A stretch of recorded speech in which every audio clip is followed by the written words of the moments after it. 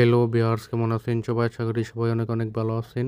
আজকের এই ভিডিওতে আমি আপনাদের দেখাবো আপনারা কীভাবে রুবি সিমে ডলার রিচার্জ করবেন। আগে ওই নিয়ে ভিডিও দিয়েছিলাম। আগের ভিডিওতে সর্বনিম্ন $10 এবং $2 রিচার্জ করা লাগতো।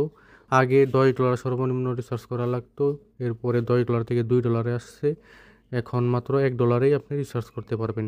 আজকের এই ভিডিওতে দেখাবো রুবি সিমে $1 কীভাবে রিচার্জ করবেন। রুবি অ্যাপসে ঢুকে পড়বেন আপনারা লগ ইন করে, এরপরে উপরে 3 মেনুতে টাচ করবেন। এরপর একটু স্ক্রল ডাউন করে নিচে চলে আসবেন। এখন এই রোমিং অপশনে টাচ করবেন প্লেনের মতন রিসার্চ করার জন্য। এখন এই রিসার্চ একটি টাচ করবেন। এখন এখানে আমি $1 দিয়ে দিচ্ছি, 1 দিয়ে দিচ্ছি। এরপরে দেখেন নিচে রিসার্চ লেখা, এখানে একটি টাচ করে দিবেন। এখন এখানে আপনার dual currency, Visa card, master কার্ডের number, expire date, CVV number এবং কার্ডের হোল্ডার নেম দিয়ে দিবেন। এগুলো সব আপনার কার্ডেই দেওয়া আছে ডিটেলস, আপনি শুধু বসিয়ে দিবেন।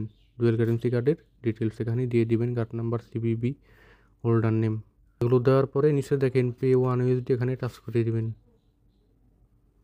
কার্ডের যে মোবাইল নাম্বার দেওয়া, ওই মোবাইল নাম্বার ওটিপি যাবে, ওটিপি দিয়ে সাবমিটে ক্লিক করবেন।